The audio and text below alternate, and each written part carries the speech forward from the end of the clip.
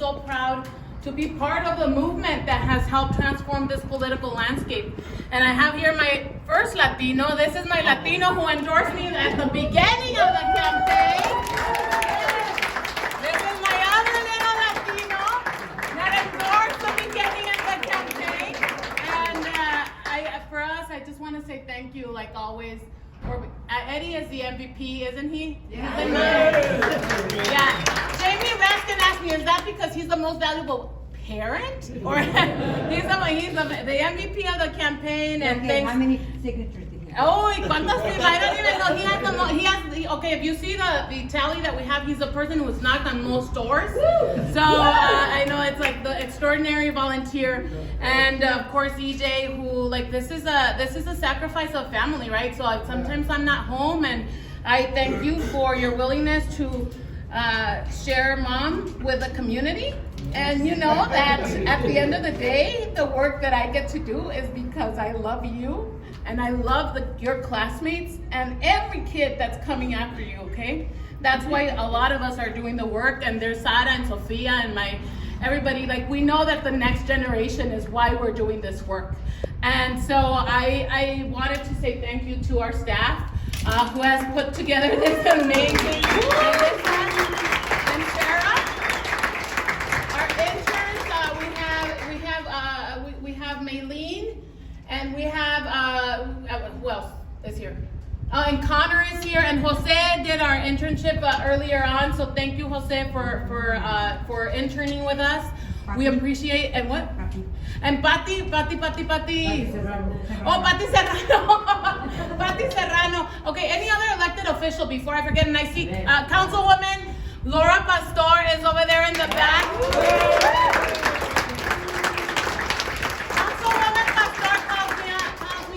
Raquel, I'm ready to make an endorsement. And it was un suspenso, and I'm like waiting. My endorsement goes for, and then she says, "I am endorsing your campaign," and it was like,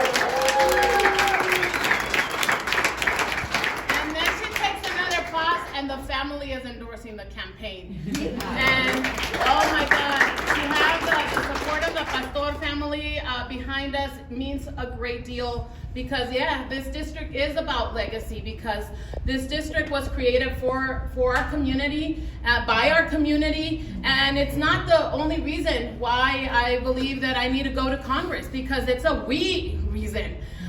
For many, many years, I have been working in coalition to make sure that we fight back the extremists, and that looks in a way that people sometimes are shocked. Like when we were out there in Mesa recalling Russell Pierce, who was the author of SB 1070. When we went out into our communities and documented the abuse of power by Sheriff Arpaio, and even though it took us 2 election cycles, we were able to oust them through the power of our vote. And I was part of that coalition, and I'm proud that we also worked in coalition to protect the Affordable Care Act when we got McCain to say no. And at the same time, when we're fighting against these big people who are oppressing and targeting our communities, we're also fighting for our communities. We passed the minimum wage in 2016, and it was to increase the minimum wage and get also paid sick leave for people in our community. And now, if you see the political landscape, I mean, it's starting to look more blue, and we want it to look progressive. That's what we want, right? We want it to not only look democratic, we want it more fair. We want it to look progressive, and we're in a great trajectory.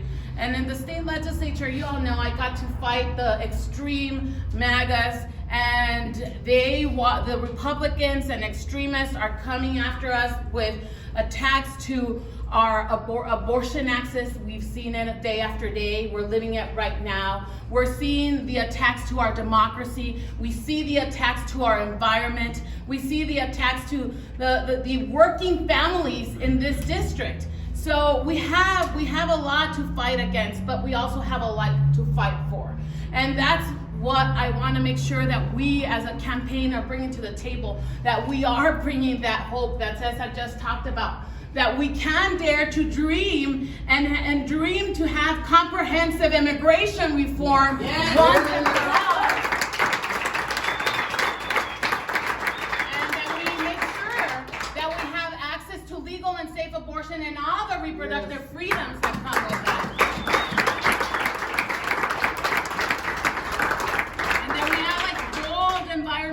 protection so that our kids can have a place, a world to live in. I am committed to make sure that we fight for our environment. And we, at this moment, we know that we need to make sure that we're protecting our democracy. We have two scenarios. Either we go next year into a Congress where we have majority Democrat, which is going to be great news, and we're going to work like hell, right? We are going to knock on doors, and Arizona is going to deliver the president, the U.S. Senate, and the majority in the House. There's no doubt. I don't have doubt. But if things weren't to go our way, we would have catastrophe once again. We would have a dictator once again.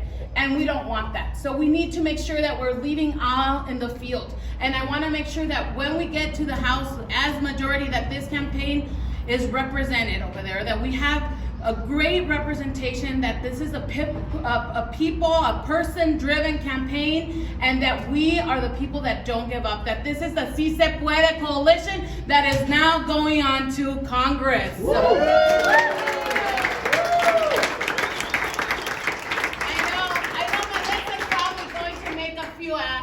From you all, but I'm going to take the liberty of since we have everybody here, you know that in campaigns there are two things. We need money and we need votes, and we need the money to get out the vote, so it's a vicious circle. We need your help. We really do need your help. We need to make sure that we're reaching our communities everywhere, all across Congressional District 3. We need to reach the people who vote all the time and share our message. Share the message of we are a fighter. We have the support of Senator Mark Kelly. We have the support of Planned Parenthood. We have the support of Lucha, of the Working Families Party, of the Pastor family, of UFCW, of the AEA. We have the support of Indivisible. We have the support of Chicanos por la Causa. And I started to give the list, and I shouldn't have because it's so long, and I don't want to leave anybody out. But know that our coalition is so strong and so broad, and when we get to give that message to the people at the doors, they're with us. So a poll that was out there shows that we are 10 points ahead. And so, yay!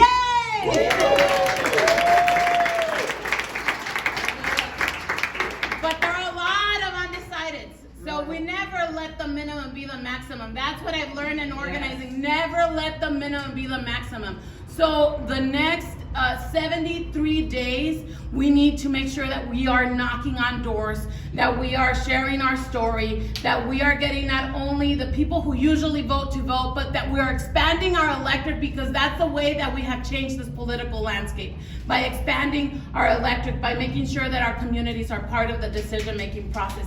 So join us. We will be knocking on doors every single day, and we will be knocking on doors during the week, during the weekend, and we will be making phone calls, and we will be asking for money, because we need to make sure that we get those resources to be up on TV. We will be on TV, we'll be on social media, we'll be on the mail, but we need those resources to make sure that we get there. So thank you so much for your investment of time, of energy, of resources, because we cannot do this by ourselves. So muchísimas gracias por estar aquí, and let's make it happen.